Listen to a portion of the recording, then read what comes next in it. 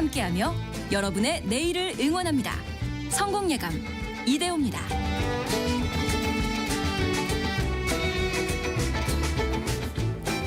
성공예감 이대호입니다. 2부의 문이 열렸습니다. 3월 28일 금요일 오전 10시 5분입니다. 경제상식 퀴즈 많은 분들이 맞춰주시면서도 마음 아파하시는 정답은 공매도입니다. 공매도 사실 글로벌 스탠다드이기는 하죠. 선진국 증시로 가려면 당연히 이제 재개를 해야 하는데 그동안에 너무 기울어진 운동장 아니냐, 기관 외국인에 비해서 개인들이 차별받는 시장 아니냐, 또 불법 공매도, 그러니까 빌리지 않은 상태에서부터 공매도가 나는 걸 어떻게 할 것이냐. 근데 그걸 이제 금융당국이 전자 시스템을 다 마련을 했다라고 하죠. 해서 다음 주 월요일부터 공매도가 재개가 되는데요. 6624님 정답 공매도. 저는 근데 공매도를 몰라요. 그냥 추천 종목만 사는데 망하고 있습니다. 이렇게. 그 주식 투자 격언 중에요. 곰도 벌고 황소도 벌지만 순진한 양은 잡아먹힌다, 이런 격언이 있거든요. 그러니까 강세장을 보든 약세장을 보든 벌 수 있지만 그냥 여기저기 휘둘리는 사람은 잃을 수밖에 없다, 그런 격언이 있죠. 사실은 다른 동물인데요. 제가 좀 지상파 방송이라 순화를 한 겁니다. 양이 아니라 다른 동물입니다. 5059님은 커피 쿠폰 받으면 아들한테 자랑하려고 수도 없이 보내는데 안 돼서 이제 안 하려고 하는데요 라고 보내주셔서 아드님한테 이번엔 자랑하십시오. 5059님 고맙습니다. 김애라님은 KBS 콩 로그인 과정이 너무 힘들어서 포기할까 하다가 뭔가 참여하고 싶어서 어렵게 보냅니다. 60대라서요. 정답 공매도. 이렇게. 그리고 산불이 진화될 때까지 비가 쭉 내렸으면 좋겠어요. 이렇게 또 마음도 보내주셨고요. 유성환님 같은 경우에는 저는 제 주식을 공매도 할 수 있게 주식 대여 서비스에 동의했습니다. 이렇게 보내주셨거든요. 이런 분들도 계십니다. 그러니까 내가 장기 보유하는 주식이고 뭐 당분간 팔 것도 아닌데 그냥 내 주식 빌려가서 나한테 수수료나 좀 내세요 라고 하면서 오히려 그런 수수료 수익을 또 올리시는 분들도 계십니다. 근데 이걸 예전에는 국민연금도 그렇게 해서 주식을 빌려주고 수익을 좀 취했었는데 여론이 좀 안 좋아지면서 왜 공매도 세력에게 돈을 빌려주느냐 이러면서 국민연금이 저희는 그럼 그거 안 할게요 라고 선언을 했었죠. 몇 년 됐는데요 벌써. 근데 그러면서 국민연금이 벌 수 있는 연간 수수료 수익 제 기억으로는 최소한 수십억 수백억 됐던 것 같은데 그게 또 안타깝게도 이제 포기가 됐던. 정답은 없겠습니다만 그런 양면성도 역시나 있습니다. 오늘 증시는요. 어제 미국장 또 조정에 따라서 오늘 좀 많이 떨어지고 있습니다. 1.75% 코스피가 빠지면서 2560일까지 45포인트 밀리면서 2600선을 크게 하회하고 있고요. 코스닥은 1.44% 밀린 697.3 해서 코스닥은 700포인트 밑으로 떨어졌습니다. 삼성전자가 1.9% 빠진 66,600원이고요. SK하이닉스는 3.7% 크게 빠지면서 20만 원 밑으로 내려왔네요. 199,300원이고요. 시총 상위 종목들 중에서는 LG에너지솔루션만 강보합이고 그 외 16위까지는 다 떨어지고 있네요. 크래프톤 정도만 4% 오르면서 선방을 좀 하고 있고요. 코스닥 내에서는 알테오젠이 2% 가까이 오르면서 35만 9천 원 기록을 하고 있고요. 많이 떨어지네요. 예, 거의 뭐 오르는 종목을 찾아보기 힘들 정도로 대부분 오늘 이제 증시에서는 조정을 받는 하루가 되고 있습니다. 원달러 환율은 1,465.9원, 1,465.9원 나타내고 있습니다. 자, 뿌리 깊은 제조업 시간으로 갑니다. 앞에서 많은 분들도 제발 좀 비야 내려라 이렇게 또 기원을 하고 계시는데 헬기를 통해서 산불 진압을 정말 어떻게 보면 또 효율적으로는 하고 있죠. 그 원리를 또 같이 한번 배워보겠습니다. 숭실사이버대 환경안전공학과 교수이자 SF 소설가인 곽재식 작가와 함께합니다. 안녕하세요. 안녕하세요. 곽재식입니다. 헬리콥터가 일단 불을 끄는데 진짜 큰 역할을 하고 있는데 얼마나 많은 양의 물을 한꺼번에 담아서 쏟아낼 수 있는 겁니까? 어떻게 그 많은 물이 또 들어가고요? 헬리콥터가 불 끌 때 이제 물을 담아서 사용하는 방식 중에 가장 단순한 방식입니다만 지금도 널리 사용되고 있는 방식이 물주머니 같은 거를 네. 밑에다가 매달고 거기다가 이제 물을 담아다가 이제 불 끌 장소에 가가지고 그 물 주머니를 다시 열어가지고 예. 거기서 이제 물이 쏟아지게 하는 그런 방식 제일 많이 사용하죠.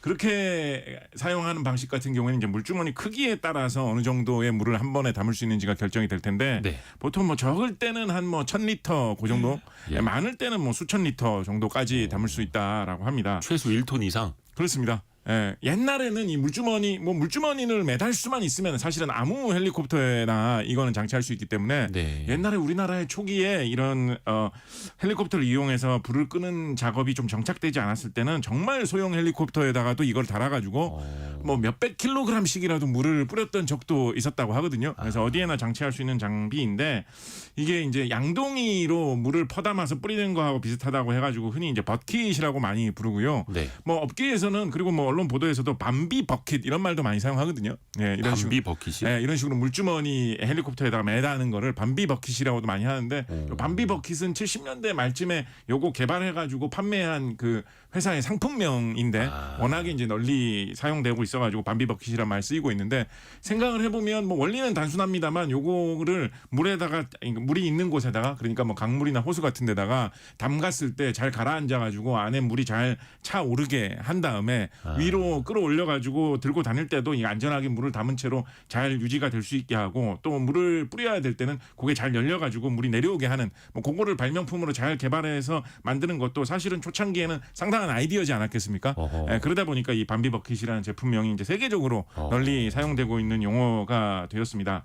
근데 이제 이런 방식은 흔히 이제 헬리콥터에서는 이런 걸 이제 슬링이라고 하는데 네. 줄을 밑으로 늘어뜨려 가지고 이 주머니를 달고 이제 공중에서는 이제 날아다니는 그런 방식이지 않습니까? 줄을 내리는 방법. 예, 그렇다 보니까 이제 이게 무게 중심이 좀 밑으로 내려오고 좀 이렇게 긴 그런 공간이 필요하거니와 그렇죠. 날아다니다 보면 이게 이제 바람이나 헬기의 움직임에 따라서 흔들리죠. 밑에 있는 물주머니가 막 흔들릴 수 있잖아요. 그렇죠. 그래서 이게 좀 비행하기 어려운 곳을 이런 식으로 물을 담고 다니기가 좀 힘들고 바람이 분다거나 좀 빠르게 움직여야 될 때는 좀 힘든 그런 측면도 있거든요.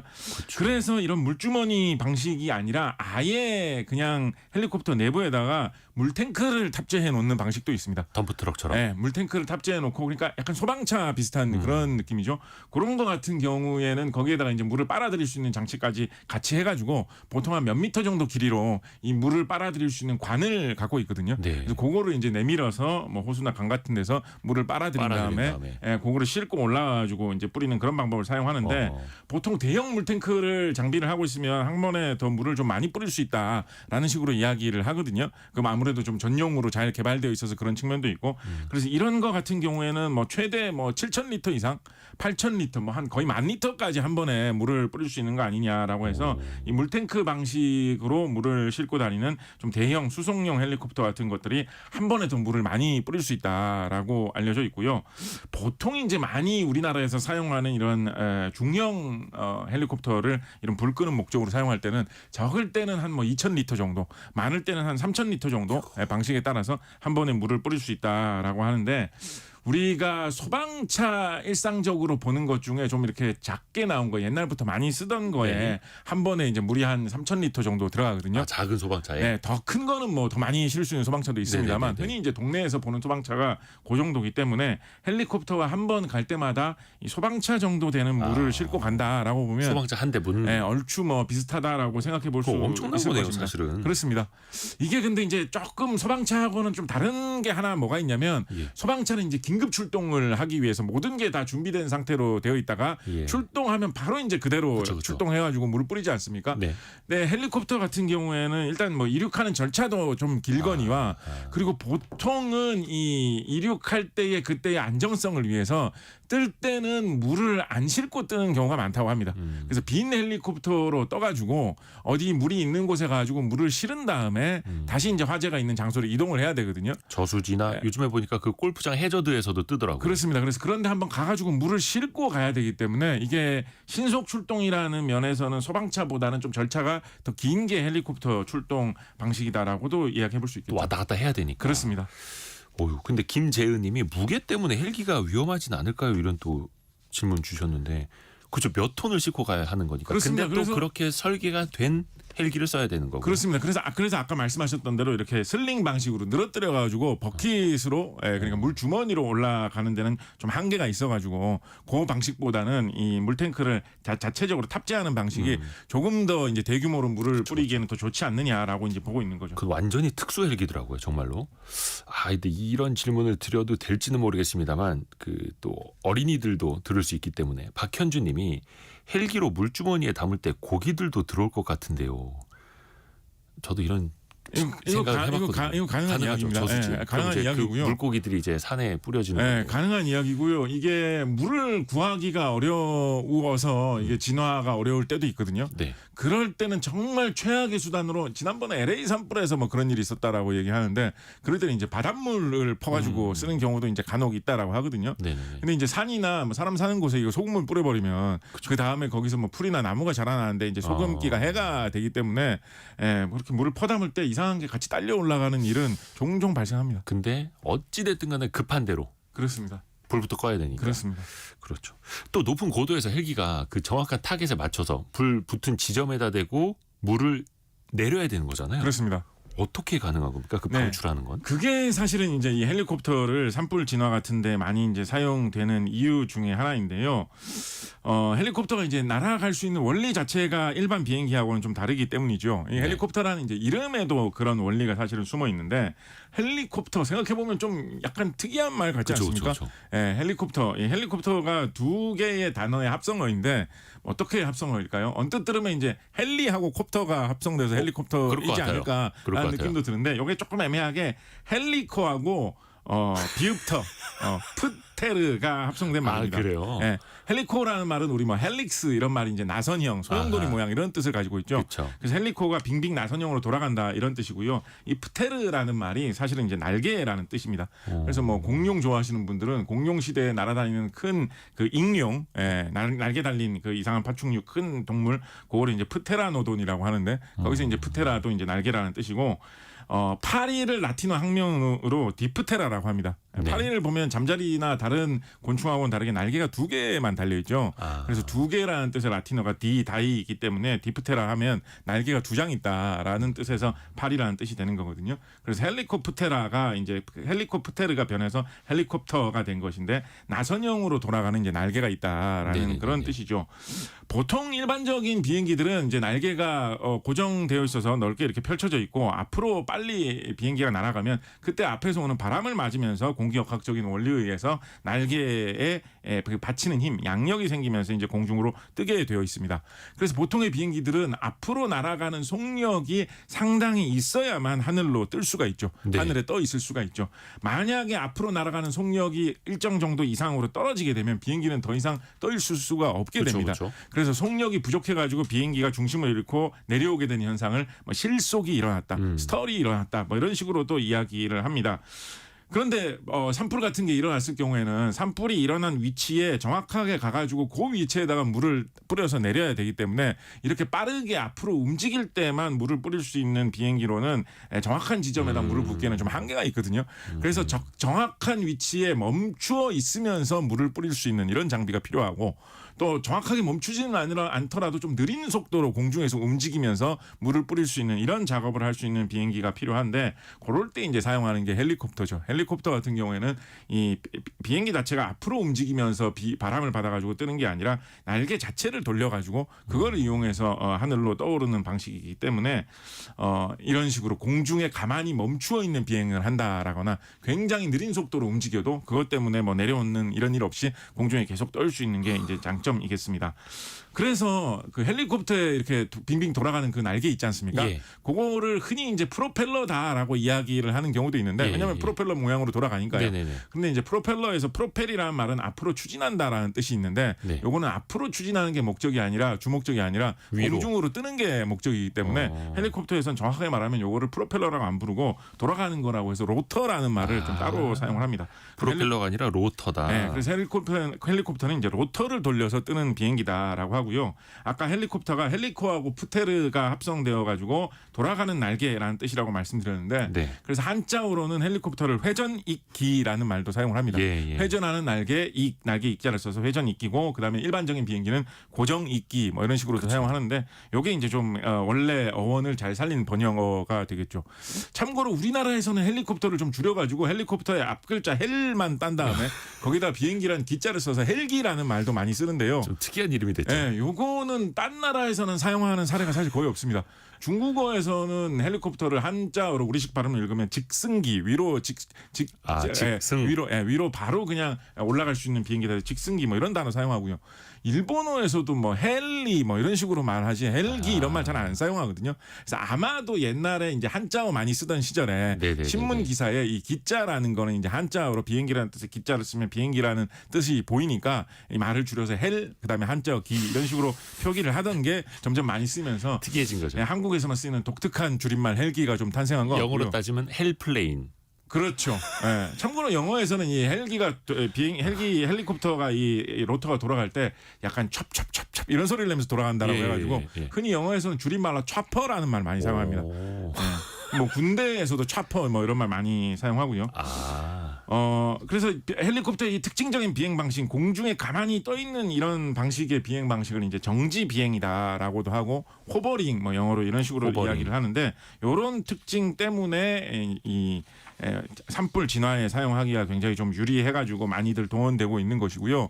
그리고 바로 그런 특징 때문에 이제 날아오를 때 활주로가 많이 필요 없이 적정한 그 안전을 확보할 수 있는 공간만 있으면 바로 위쪽으로 떠오를 수가 있지 않습니까? 네네네. 그래서 굉장히 좁은 공간에 뜨고 내릴 수 있다라는 점 때문에 여러 가지 뭐 긴급 용도, 구조 용도 같은 경우에도 사람을 구조할 때도 뭐 다친 사람이 있다라고 하면 하늘에서 내려와가지고 그 사람을 실을 수 있을 정도로 좁은 공간에서 머무르고 있거나 착륙할 수 있어야 되지 않겠습니까?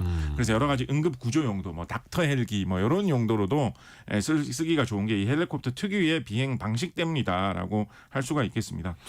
예. 헬기 굉장히 특이하고 또 멋있어서 예전에 그 영화나 드라마의 주인공이 된 적도 많았어요. 네. 양희주님이 혹시 에어울프 아시나요? 옛날 사람입니다 이렇게 보내주는데 에어울프 아시면은 그렇죠 최소한 40대 중반 이상? 네. 40대 초반 저 40대 초반이거든요. 네. 어릴 적에 봤습니다. 에어울프라는 말을 듣는 순간 이 주제곡이 머릿속에서 이렇게 떠오르시면 주제곡 약간 건강 조심해 하셔야 되는 거죠. 이제 그때부터. 주제곡까지는 생각은 안 나는데 아파치까지는 그렇다 치고 저 영화도 있었으니까. 네네. 근데 그 아까 이게 프로펠러가 아니라 로터라고 말씀하셨죠. 근데 그 로터도 생김새가 또 다르더라고요. 그렇습니다. 앞뒤로 수직으로 두 개가 있는 큰 헬기들도 있고 중간에 하나만 있고 그리고 꼬리 날개는 또 따로 수직이라고 해야 될까요? 이거를 수평이라고 해야 되나? 또 다른 방향으로 달려 있잖아요. 이건 어떤 구조입니까? 이게 로터가 돌아가면서 헬리콥터가 뜨다 보니까 이게 어떤 거로 생각해 보시면 되냐면 로터를 이렇게 빠르게 돌리면 바닥에서 누가 잡아주는 게 없으면 역으로 몸체도 반대 방향으로 돌 수가 있겠죠. 뱅글뱅글. 그래서 실제로 헬리콥터 조종하시는 분들이 긴급한 상황 때문에 빙판 같은 데 착륙하면 일반적으로 착륙했다가 이륙하면 일반적으로 이륙할 때 비해서 빙판에서 헬리콥터가 좀 도는 것 같다라는 느낌 받으시는 경우 있다고 하거든요. 그래서 육상에 있을 때는 이제 땅을 디디고 있으니까 헬리콥터 위에 로터를 돌려도 헬리콥터 몸체가 그대로 가만히 있는데 공중으로 올라가면 갈수록 헬리콥터의 로터를 빨리 돌리면 빨리 돌릴수록 반대 방향으로 몸체가 뱅뱅 도는 그런 문제가 발생을 할 수가 있죠. 그래서 몸체가 돌지 않도록 반대 방향으로 헬리콥터의 로터가 도는 방향에 힘을 주는 뭐 그런 게 있어야 됩니다. 안 그러면 헬리콥터를 타고 다니면서 계속 빙빙 돌면서 날아다녀야 되거든요. 그러면 뭐 사람이 힘들기도 하겠지만 이거 뭐 작업도 할 수가 없기 때문에 반대 방향으로 뭔가 힘을 줘야 됩니다. 그래서 제일 많이 쓰는 방식이 그리고 우리가 제일 흔하게 보던 방식 그리고 아까 말씀해 주신 에어울프도 뭐 이런 방식이었던 것 같은데 테일 로터라고 해가지고 꼬리 쪽에 이제 반대 그러니까 수직 방향으로 로터가 도는 거에 수직 방향으로 그러니까 옆쪽으로 힘을 돌 수 있도록 조그만한 로터를 하나 더 붙이는 그런 방식을 많이 사용하죠. 이게 이제 테일 로터 방식이라고 해가지고 우리나라 국산 헬리콥터로 개발되어가지고 판매되고 있는 수리온을 비롯해서 대부분의 일상적인 헬리콥터들이 많이 사용하고 있는 방식이고요. 헬리콥터 개발사 중에서는 가장 뭐 역사와 전통을 자랑하고 있고 지금도 뭐 널리 많이 언급되고 있는 브랜드로서 이 브랜드를 창시한 사람의 이름을 딴 시코르스키의 이름을 딴 시코르스키의 뭐 여러 가지 헬리콥터 같은 경우에도 요 방식을 택한 경우, 그러니까 일반적인 제일 헬리콥터의 흔한 방식입니다. 근데 이런 방식 같은 경우에는 일단 구조가 좀 복잡해지는 문제가 있습니다. 네. 헬리콥터의 이제 주 엔진 자체는 당연히 이제 로터를 돌리는데 제일 힘이 많이 들어가니까 거기에다가 이제 장치를 해가지고 달아야 되는데 네. 거기서 돌아가는 힘을 어떻게든지 뭐 이렇게 뭐 톱니바퀴를 연결하고 뭐 축을 연결하고 해가지고 뒤로 빼가지고 어떤 방식으로든지 저 뒤에 있는 꼬리 날개까지 같이 이제 움직이려고 하면 아무래도 이제 구조가 좀 복잡해지겠죠. 그렇죠. 예, 그리고 이제 꼬리 날개도 움직이는 걸 또 조정하고 이거 가늠을 하고 신경을 써야 되는 게 좀 힘들기도 하거니와 이게 군용 그러니까 전투 목적으로 쓰는 헬리콥터가 되면 요때 요 꼬리 날개가 좀 약점이 되기도 쉽거든요. 꼬리 날개만 이제 살짝 건드리게 되면 그러면 갑자기 헬리콥터 공중에서 빙빙 돌아가지고 그렇죠. 이게 뭐 전투 작업을 전혀 할 수가 없게 되기 때문에 그래서 요 테일 로터가 조금 복잡하고 이런 전쟁에서 조금 힘든 점도 있지 않느냐라는 뭐 이런 이야기도 과거에 있었습니다.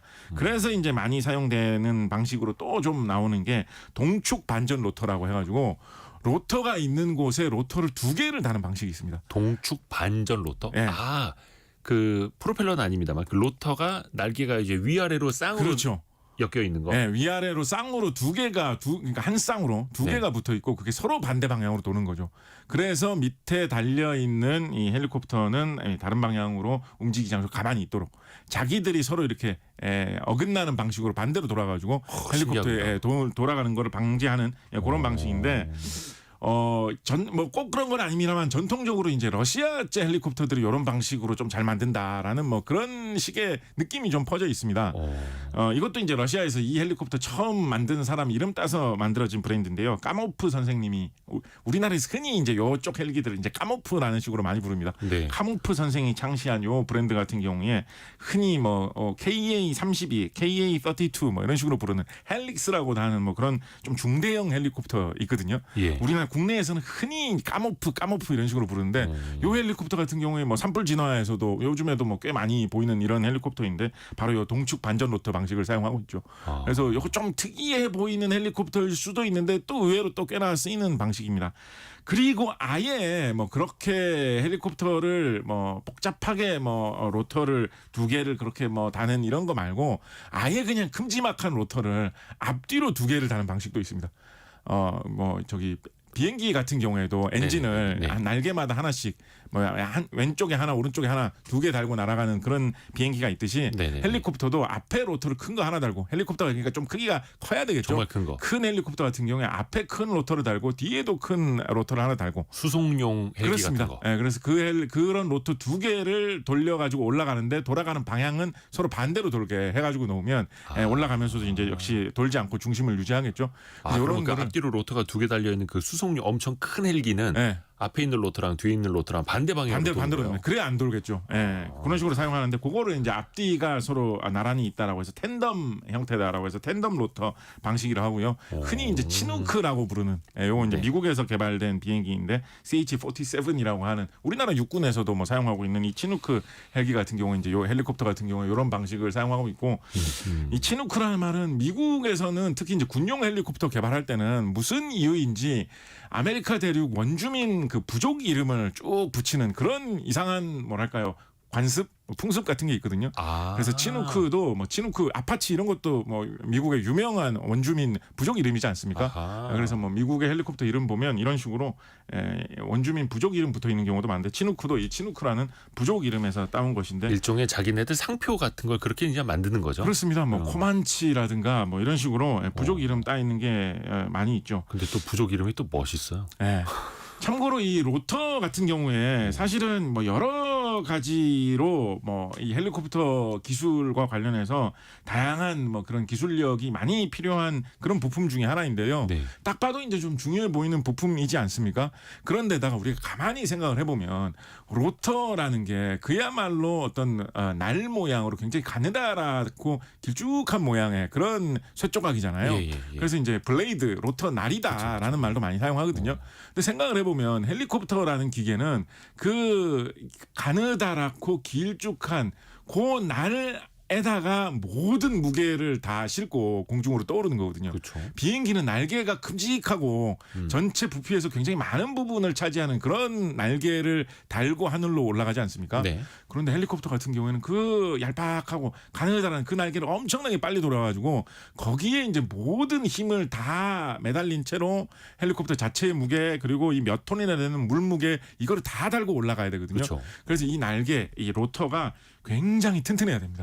그래야지 그 무게를 다 버틸 수가 있기 때문에. 생명이죠, 생명. 예, 그러면서도 이 로터가 또 너무 튼튼하게 만들면 당연히 이제 두껍고 강하고 무겁게 만들면 이제 튼튼해지는데 그렇게 튼튼하면 이제 빠른 속도로 돌리기가 힘들겠죠.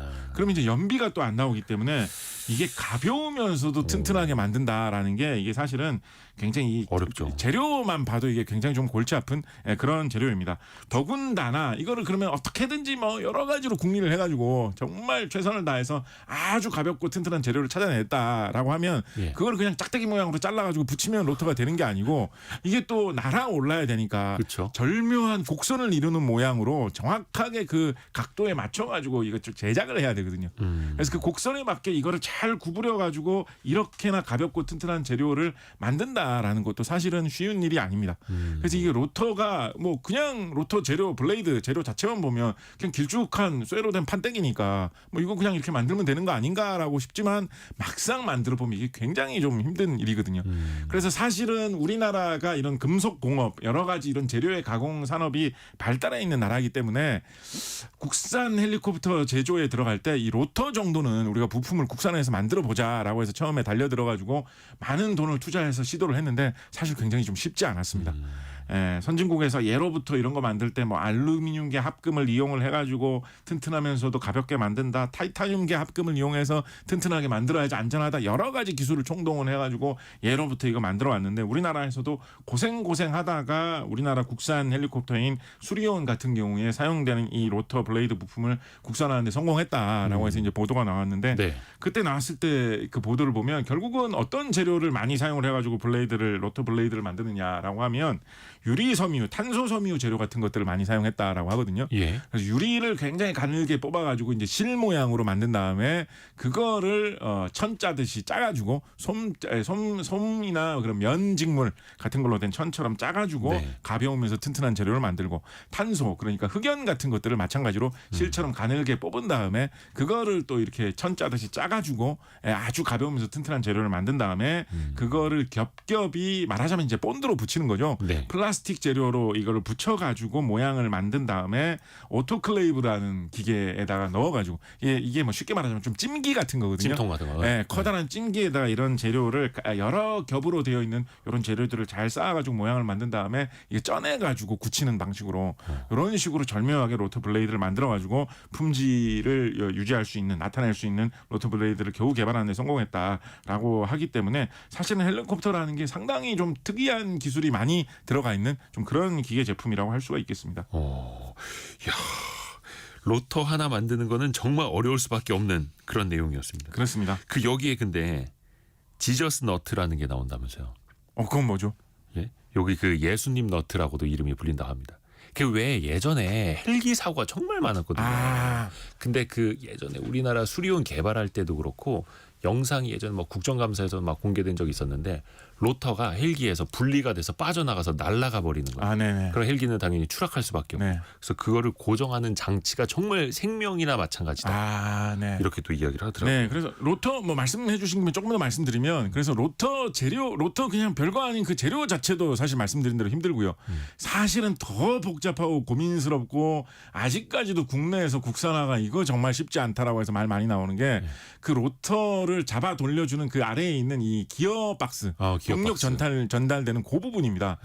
이 로터를 빠르면서도 힘있게 돌려줘야 되는데 그렇게 하기 위해서 이제 엔진을 연결을 해가지고 이제 사용을 하는데 엔진은 이제 당연히 강한 엔진을 돌려야 되지 않겠습니까? 네. 그래서 엔진은 약간 제트 엔진하고 비슷하게 돌아가는 원리인 터빈 형태의 엔진 같은 걸 많이 사용하거든요. 자동차 피스톤 엔진처럼 뭐 이렇게 뭐 차크차크하면서 돌아가는 이런 엔진이 아니라 그냥 연료를 태우면 빙빙빙빙 계속 돌아가는 제트 엔진과 비슷한 구조의 약간 풍차처럼 돌아가는 그런 엔진을 많이 사용을 합니다. 네. 이런 엔진은 굉장히 고성능 성능이기 때문에 돌아가는 속력이 RPM으로 따지면 만 단위로 돌아가거든요.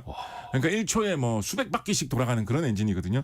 그런데 이 헬리콥터의 로터 같은 경우에는 워낙에 크고 긴 로터를 돌려야 되기 때문에 그 정도로 빠르게 돌리지는 않습니다. 1초에 한 몇 바퀴 정도? 빠르면 뭐 1초에 한 10바퀴 뭐 그 정도. 그보다는 그러니까 엔진 자체보다는 또 훨씬 느린 속도로 돌리지만 그래도 눈으로 보기엔 또 엄청나게 빠른 속도로 돌려야 되거든요. 그쵸. 그러니까 1분에 몇 만 바퀴 돌아가는 거를 1초에 몇 백 바퀴 돌아가는 걸로 톱니바퀴 장치를 잘 연결해 가지고 이거를 돌리는 거를 만들어야 되는데 그것도 일단 쉽지 않겠죠. 그걸 가지고 몇 시간씩 돌아가면서도 이게 톱니바퀴가 뭐 삐걱거린다 이런 현상이 안 일어나야 되니까 그것만 해도 쉽지 않은데 이게 정말 헬리콥터 이 로터 부분의 동력 전달 장치는 이게 제일 좀 어려운 부분이 뭐가 어려운 부분이 있냐면 헬리콥터가 공중으로 뜨기만 하면 되는 게 아니라 앞뒤로 날아가고 이거 뭐 옆으로 움직이고 이렇게 할 수가 있어야 되잖아요. 네. 헬리콥터가 앞으로 날아갈 때 어떻게 앞으로 날아가는지 아십니까? 좀 기울여서? 그렇습니다. 헬리콥터는 뭐 뒤로 공기를 뿜으면서 날아간다거나 이런 게 아니잖아요. 그래서 위로 올라가는 그 로터를 앞으로 이렇게 살짝 숙이면 그 앞으로 숙이니까 당연히 이제 약간 아래에서 그러니까 앞쪽에서 위쪽으로 올라가듯이 그런 형태로 이제 날아가는 거죠. 그래서 이제 좀 빠르게 가려면 그 숙이는 각도를 잘 조절해 가지고 좀 더 빠르게 갈 수 있고 그런 방식입니다. 그래서 뭐 변은 뭐 익을수록 고개를 숙인다라고 하면 헬리콥터는 빨리 갈수록 좀 고개를 숙여서 가는 그런 방식으로 가는 형태거든요. 그렇다 보니까 이 헬리콥터가 돌아가는 로터의 움직임을 잘 조절을 해가지고 헬리콥터는 앞으로 간다, 뒤로 간다, 옆으로 간다, 멈춰서 가만히 서 있다, 위로 더 올라간다, 내려간다 이걸 잘 조절할 수 있어야 됩니다.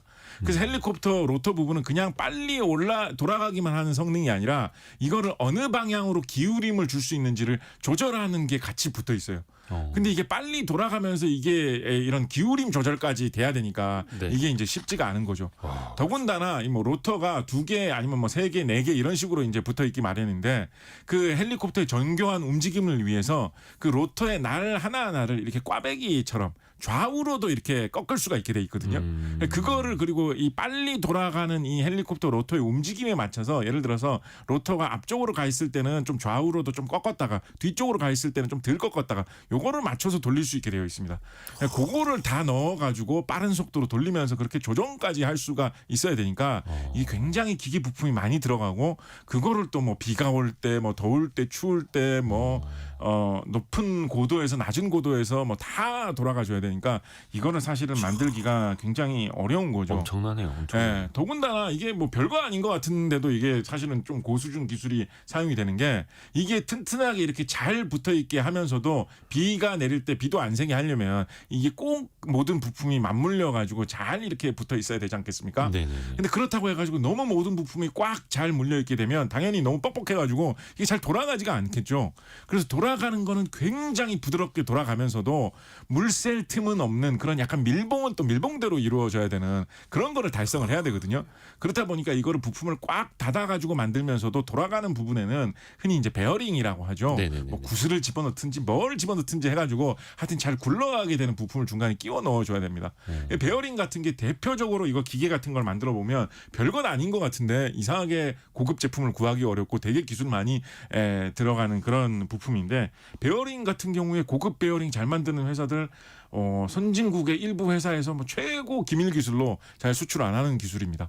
그래서 베어링 세계에서 제일 잘 만드는 회사, 뭐 당연히 이제 뭐 기계공업 선진국인 뭐 일본, 독일, 미국 이런 데서 잘 만듭니다만 이런 나라 못지않게 베어링 잘 만드는 나라가 어느 나라인지 아십니까 혹시? 우리나라? 우리나라는 뭐 우리나라도 잘하는 편인데 이런 세계 제일 회사에 비해서는 조금은 떨어집니다. 스웨덴 회사 같은 데서 베어링 이런 거 되게 잘 만듭니다. 스웨덴 같은 나라가 우리가 북유럽의 뭐 복지 선진국 해가지고 되게 잘 사는 나라로 유명한데 스웨덴은 무슨 뭐 석유가 펑펑 나는 것도 아니고 그런 나라에서 어떻게 그렇게 잘 살게 되었을까? 어디서 그렇게 돈이 많이 나가지고 복지 선진국이 되었을까? 이런 거 생각해 볼 문제가 많은 그런 항목인데 스웨덴 같은 데가 예로부터 이런 기계공업, 기술 산업이 예로부터 발달되어 있고 지금까지도 이런 베어링 부품 만드는 산업에서 아직까지도 튼튼한 그런 경쟁력을 유지하고 있기 때문에 스웨덴이 복지 국가로 잘 살 수 있다. 이런 것도 헬리콥터 부품 잘 보다 보면 좀 떠오르는 생각이죠. 조승범 님이 아들이 헬기 부대에 있어서 이번 산불 때 너무 바쁘다고 하네요. 고생하시겠네요. 일주일째 복귀를 못하고 있어요. 그리고 저희 아들은 시누크를 탑니다. 헬기 종류까지 말씀해 주셨네요. 아까 하준규 님은 이대호 진행자님의 그 이대호 진행자에게는 곽재식 작가님이 웃음 벨리라고 평소보다 제가 더 많이 웃는다고 합니다. 그러시군요. 예, 변은 익을수록 고개를 숙이고 헬기는 빨리 갈수록 고개를 숙인다. 안 웃을 수가 있습니까? 그리고 이거 중요한 질문 보내주셨습니다. 4433님이 또 웃음벨 한번 눌러주시네요. 위에 생기는 헬리코박터에 대해서도 아실 것 같아요. 이거 헬리콥터랑은 상관없는 거죠? 헬리코박터 조금 있습니다. 상관이 있어요? 헬리코박터에서 박터라는 거는 이제 박테리아, 세균이라는 뜻이고요. 예. 헬리코가 아까 말씀드렸던 헬리콥터의 앞에 헬리코하고 같은 뜻입니다. 나선형으로 되어 있다는 뜻이거든요. 그래서 헬리코박터가 약간 나선형으로 되어 있는 그런 모습과 움직임을 보인다라고 해서 그 박테리아 이름도 헬리코박터가 된 겁니다. 저는 헬리코 박사님 이름인 줄 알았는데. 아닙니다. 그 박사님 이름은 베리 마샬이라는 박사님이 예전에 그 CF에도 나오셨죠. 그걸로 이제 연구 많이 하셔가지고 노벨상도 아마 타셨죠. 맞아요. 그때 그 박사님이 그 업체에서 모셔와서 한국에서 기자회견도 하고 그러셨어요. 네. CF 스타.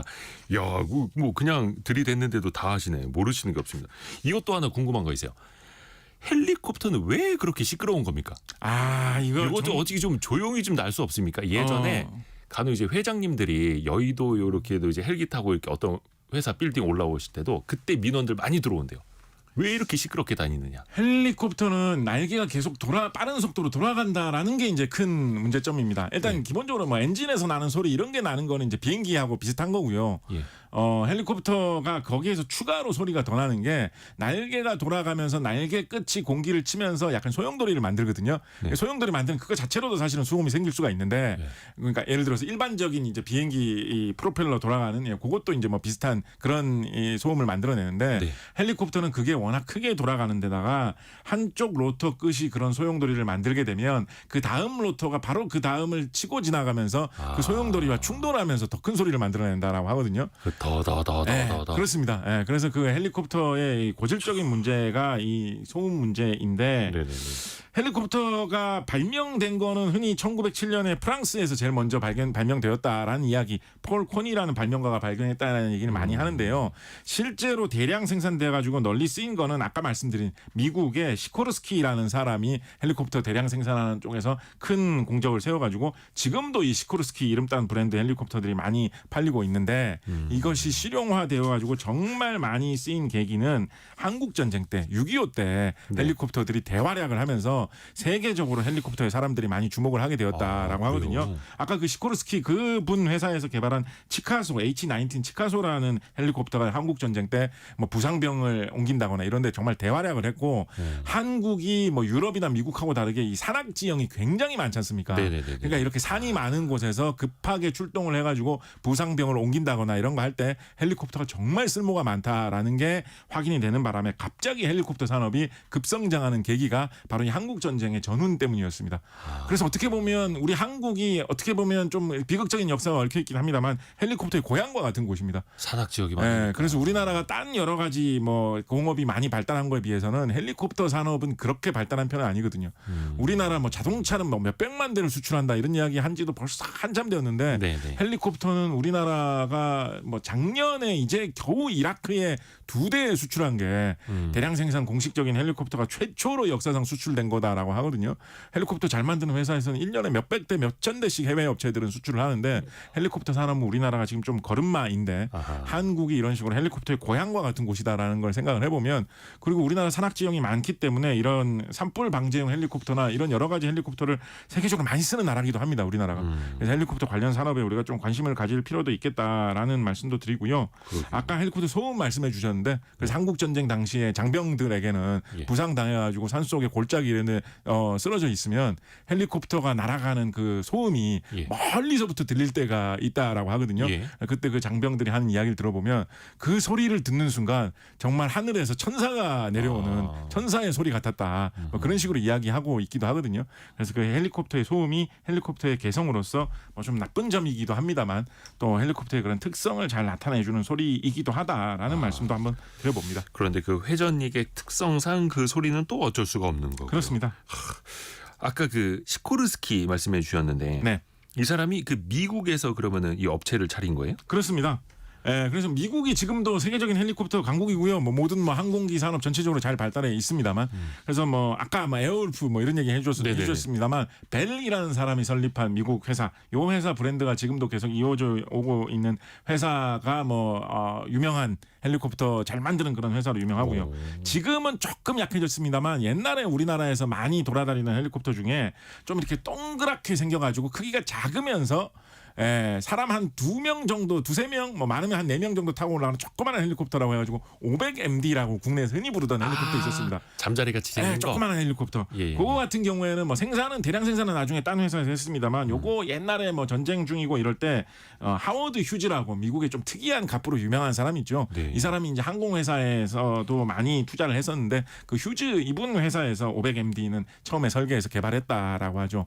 참고로 휴즈가 500MD 설계하고 이런 거 할 무렵에 이 휴즈의 이 항공사에서 생산 부분 부사장도 맡고 하셨던 분이 도산 안창호 선생의 차남인 안필선 부사장입니다.